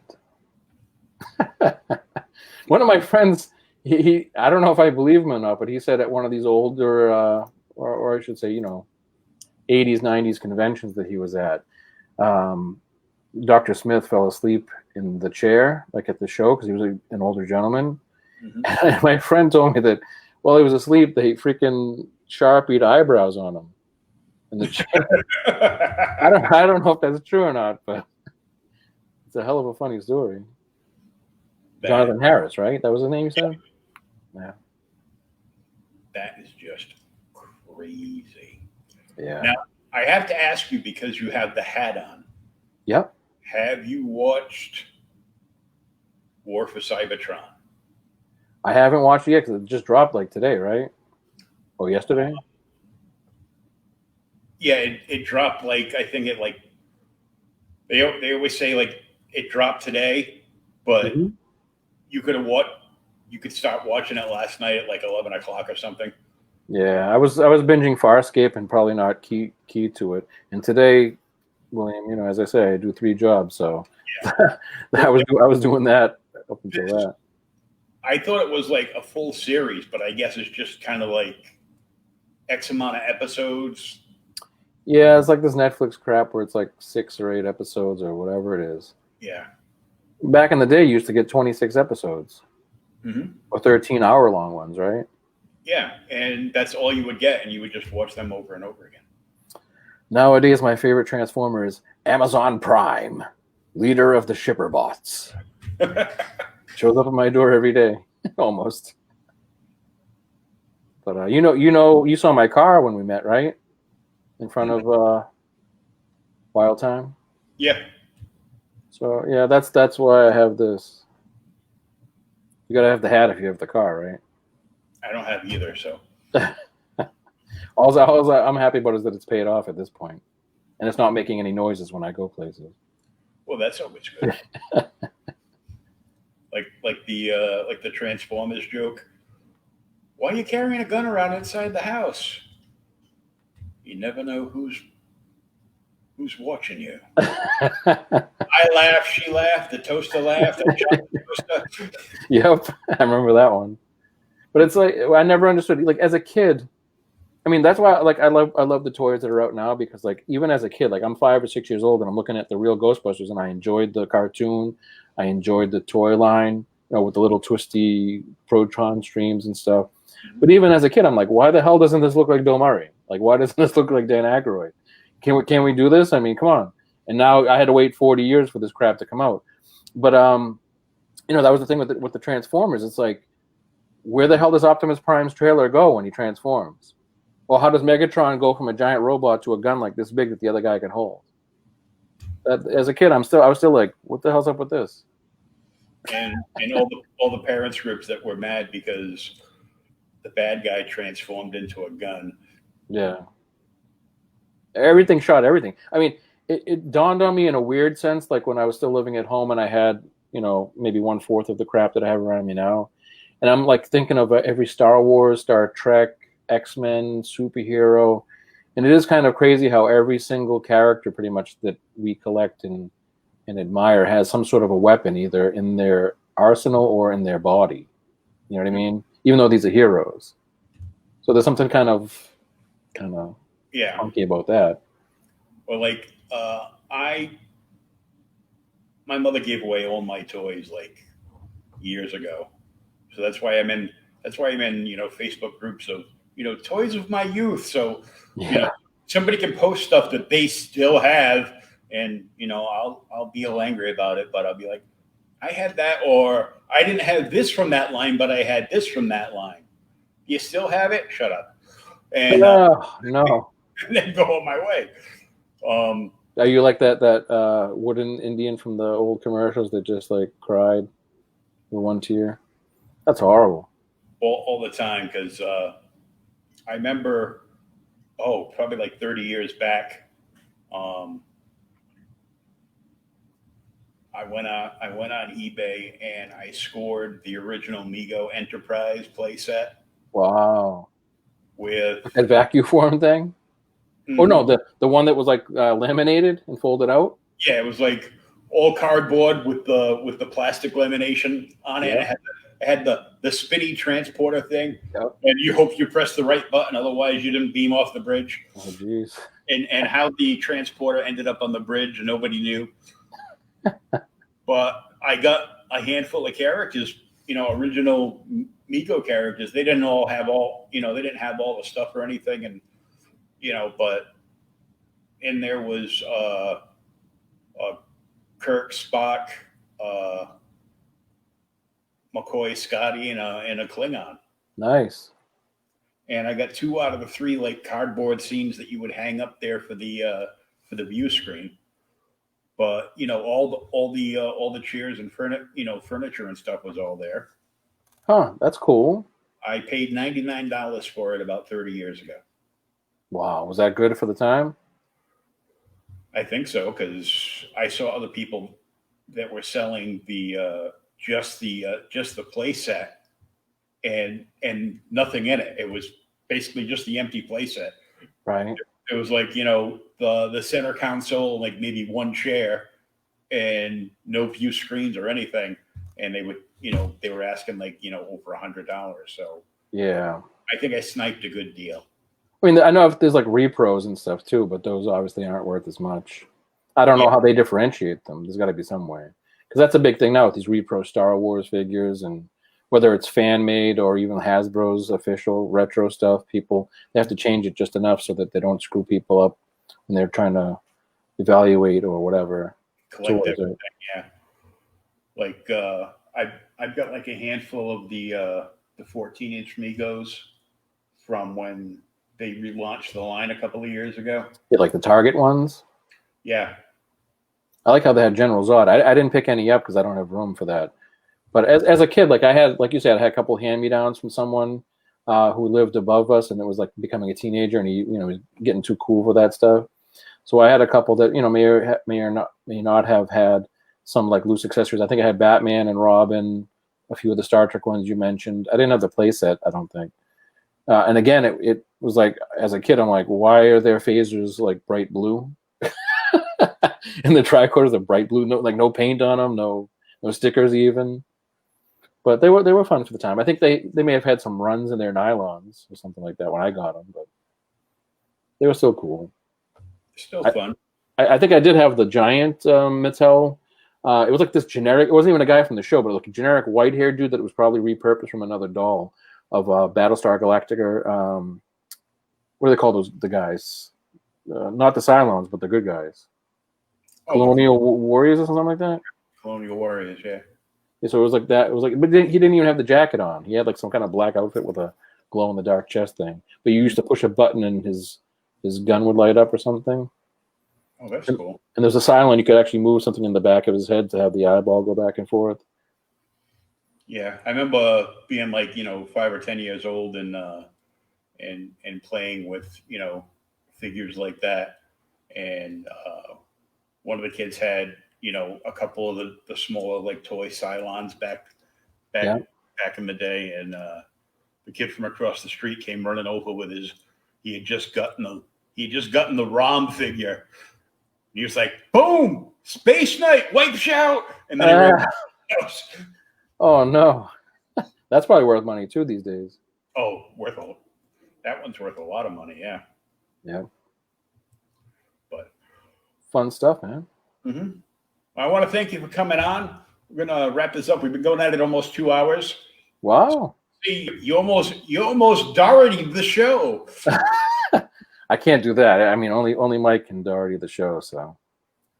But I gotta jump on another podcast after this to talk about some Amazing Spider-Man with Thomas. But I'd like to thank Andrew for coming on, doing his review of the Marvel Legends MoonKnight figure and looking at all the cool stuff in his room from afar, and checking some little known facts of everybody that's worked on his comic book series. Well, thank you for having me, man. I appreciate it. It's been really cool. This was fun. We'll have to do like a round table sometime again. That'll be very cool, man. We'll get a bunch of people from the Boston area to just hang out and talk nerd stuff. Yeah, if you can coordinate Frankie and Mike at the same time, that would be sweet. I haven't seen those guys in a while. Oh yeah, we'll get something going. Before the convention circuit lights back up next year sometime. Yep, fingers crossed. Because then you'll never be able to get Mike anywhere. Yep, we'll have to chase him down. Mike is going to be at the Wild Time Free Comic Book Day thing, though. Okay, so I'll see him hopefully in a month or so, right? Yeah. It's in the mid-month. I'll find out. I'll find the post and I'll DM it. I forget the date, but it's sometime in August. Either I didn't know whether it was like August or September. No, you got me double checking. I'll have to look again too. All right, man. But I want to thank you very much for coming on, and it was cool hanging out with you tonight. Same here, brother. And we'll have to do this again real soon. And everybody else, tune back in about 20 minutes. I'll be on with Thomas on the OK Boomer podcast talking about Amazing Spider-Man issue 230. And then Saturday afternoon at 1 o'clock, we'll be talking to the writer and creator of the indie Cult of Dracula comic book series. So tune in for that. And for now, this is Creators Outlet, and we'll see you all again next time. Peace out.